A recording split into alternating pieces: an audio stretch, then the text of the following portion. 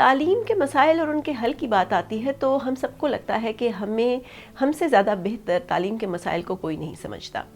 اصل مسئلہ ہی یہ ہے کہ ہمیں اصل مسئلہ آج تک معلوم ہی نہیں ہو سکا۔ پوری دنیا میں کوئی بھی مسئلہ جاننا اور اس کو حل کرنے کا آخر کیا طریقہ ہوتا ہے، پوری دنیا میں اس چیز کے لیے ریسرچ کی جاتی ہے۔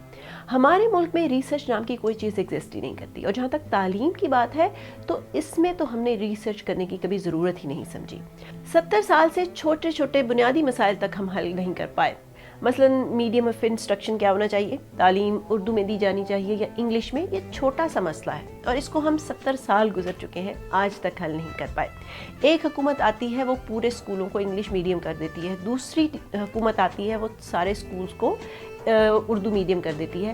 یہ کس بنیاد پر کیا جاتا ہے آج تک کسی کو معلوم نہیں ہے۔ آج تک کتنی بار اس طرح کے فیصلے پیورلی ریسرچ کی بیس پر ہوئے ہیں۔ ہمارے ملک اور ہمارے معاشرے کے تعلیم کے مسائل اسی وقت حل ہوں گے جب اسی معاشرے میں رہ کر ریسرچ کر کے ان مسائل کو جاننے کی، ان کو حل کرنے کی کوشش کی جائے گی۔ پوری دنیا میں تعلیم پر بے تحاشا ریسرچ ہو رہی ہے، لیکن وہ چیزیں ہمارے کام نہیں آ سکتی کیونکہ ہمارے معاشرے کے اپنے مسائل ہیں، ہماری اپنی ایک ہسٹری ہے، اپنا ایک کلچر ہے اور اپنا ایک رہن سہن ہے۔ لیکن مسئلہ یہ ہے کہ ہم اچھے ریسرچرز پیدا ہی نہیں کر پائے، اور اس کی کیا وجہ ہے؟ اس کی وجہ بھی ہمارا نظام تعلیم ہی ہے۔ ریسرچ پیورلی ایک کریٹیو کام ہے، یعنی اپنے دماغ سے سوچنا، اپنے طریقے سے کسی مسئلے کو جاننے کی کوشش کرنا اور پھر اس کا حل سوچنا، یہ ایک انتہائی کریٹیو کام ہے۔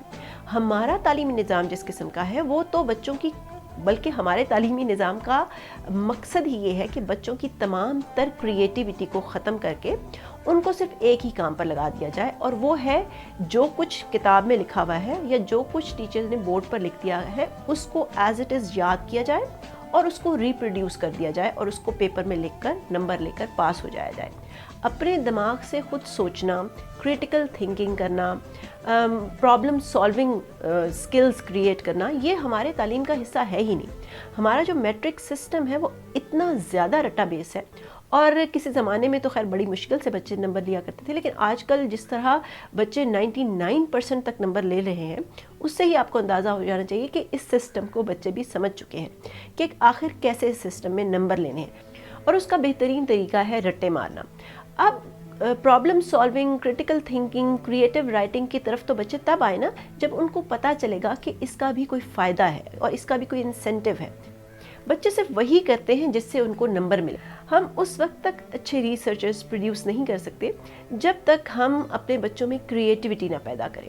پوری دنیا میں ریسرچرز کی بڑی ڈیمانڈ ہے اور بہت زیادہ ہائیلی پیڈ جاب ریسرچرز کو آفر کی جاتی ہے، لیکن ریسرچ کرنے کا بیسک مقصد یہ نہیں ہونا چاہیے۔